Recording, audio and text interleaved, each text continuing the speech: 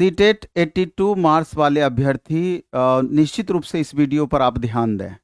अभी आपका वेरिफिकेशन चल रहा था और एक चीज़ अभी आप देखेंगे कि कुछ जिलों में सीटेट 82 वालों को अ, पास कर दिया गया, एक तरीके से उनका वेरिफिकेशन हो गया, जैसे पटना डिस्ट्रिक्ट की बात करें।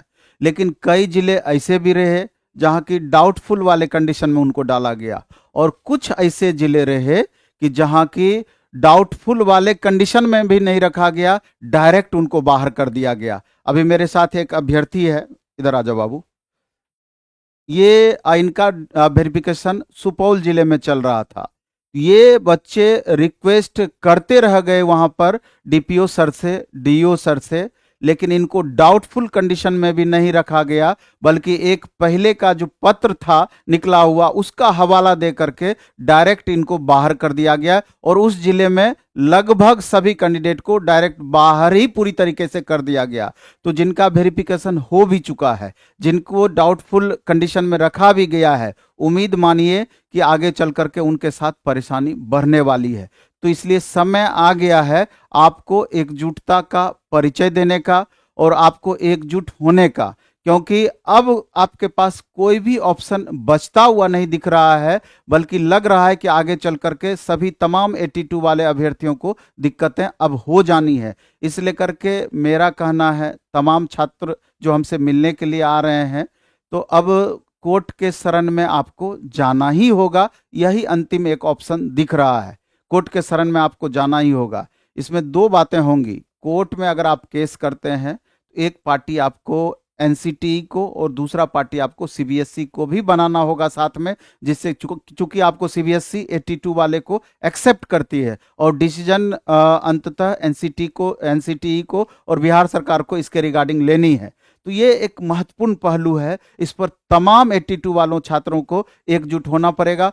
और इस वीडियो में हम लिंक में एक टेलीग्राम चैनल का लिंक दे देंगे। इस बच्चे का टेलीग्राम चैनल होगा, मेरा नहीं होगा, और उस पर आप जुड़ जाएंगे और सब अपनी आपस में बात रखेंगे और आपस में बात रख करके आप एकजुट होने का प्रयास करेंगे। अगर संभव होगा तो मीटिंग सीटिंग भी आपस में एकजुट हो सकते हैं तो आप कर लीजिए, और अच्छे वकील को रख करके आप कोर्ट की शरण में जाइए। वैसा अच्छा वकील होना चाहिए जो आपको पॉजिटिव रिजल्ट दिला पाए, आपके हित में रिजल्ट दिला पाए। इसलिए अच्छे वकील को रखना पड़ेगा। तो स्वाभाविक है कि अच्छे वकील को रखने के लिए फी भी उस हिसाब को आपको ज़्यादा कलेक्ट करना होगा।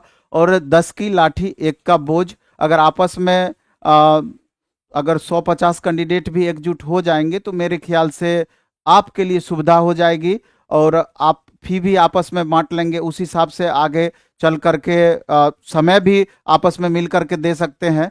तो यह तमाम परेशानियां आपस में बढ़ जाएंगी, क्योंकि आपका अधिकार बनता है कि 82 मार्क्स जब सीबीएसई एक्सेप्ट करती है तो बिहार सरकार इसको क्यों नहीं एक्सेप्ट करेगी। और अब तक 82 वाले जॉब करते रहे हैं। कुछ दिनों पहले मधेपुरा डिस्ट्रिक्ट में 55 स्टूडेंट को निकाला गया और कुछ जिलों में और बहुत जगह पर अभी लगातार जॉब कर ही रहे हैं। तो ये इस तरह का कंडीशन है कि आपस में वैचारिक मतभेद इस मामले को लेकर के नहीं होना चाहिए, बल्कि एकजुट होकर के अपनी बातों को रख करके आप इस प्रोसेस को आप आगे बढ़ाएं। हम चाहते हैं कि ये छात्र जो मेरे साथ में है, क्या नाम बताया तुम? प्रमोद कुमार यादव जी हैं। ये सहरसा के रहने वाले हैं, सुपौल में इनका डीबी था। तो ये भी दो शब्द आपसे रखेंगे और फिर उस हिसाब से इसमें लिंक जो हम जोड़ेंगे उसमें आपस में जुट करके जैसा आप लोग निर्णय लेंगे उस हिसाब से आप आगे बढ़ेंगे। क्योंकि मेरा काम था आपको एकजुट कर देना। आप एकजुट हो जाइए और निश्चित रूप से इस प्रोसेस में आगे बढ़िए। चलिए, ये अमर ये अपना बात को रखेगा।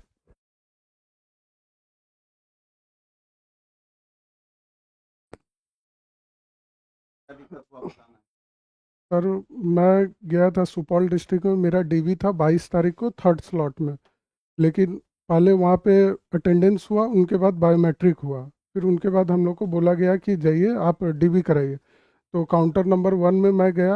तो पहले आधार का ओटीपी उन्होंने लिया, फिर उसके बाद एनसीएल लिया, और उनके बाद वो बोले कि सी टेट का मार्कशीट दीजिए या सर्टिफिकेट दीजिए। तो मैंने दिया उनको। तो वहाँ जो मतलब क्लर्क थे वो जाके डीओ साहब से पूछने चले गए कि सर 82 वाले को करना है या नहीं करना। तो डीओ साहब एक लेटर निकाल के रखे हुए थे, उससे फिर वो मोबाइल में कैलकुलेट किए और उनके बाद वो बोले कि नहीं करना है। तो फिर हम लोग वो हमारा सारा फाइल वो रिटर्न कर दिए वहाँ से।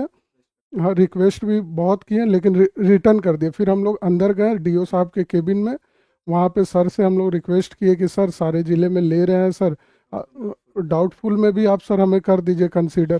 तो बोले नहीं, हमें करना ही नहीं आपका। हमने फिर डीओ साहब के पास गया तो वहाँ भी हमें वही मिला, बोले नहीं हम नहीं करेंगे आपका।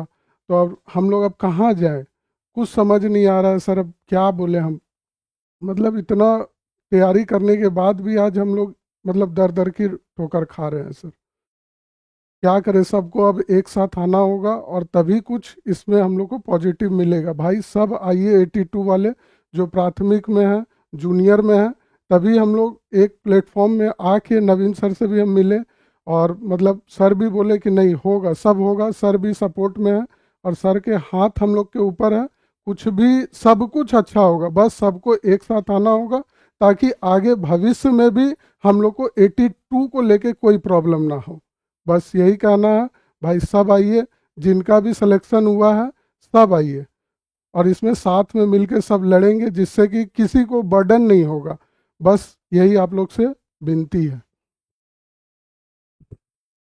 देखिए, आप अपने अधिकार की बातें कर रहे हैं, आप अपने अधिकार की लड़ाई की बातें कर रहे हैं, जो वो आपका वाजिब हक है। इस लेकर के हम लोगों को न्यायालय पर पूरा विश्वास है और निश्चित रूप से अगर हम लोग आपस में एकजुट होंगे तो न्यायालय से आपके पक्ष में निर्णय आ सकता है और आपका भविष्य भी सही ट्रैक पर जा सकता है। नहीं तो ये परेशानी, अगर आपसी एकजुटता नहीं रहेगी तो फिर आपकी ये परेशानी बनी हुई रहेगी। तो निश्चित रूप से इस टेलीग्राम चैनल में आपस में आप लोग जुड़ जाइएगा, या दूसरा टेलीग्राम चैनल भी आपको लगता है तो आपस में शेयर होकर के किसी भी तरीके से इस काम को, इस प्रोसेस को आगे बढ़ाना है। चलिए, धन्यवाद।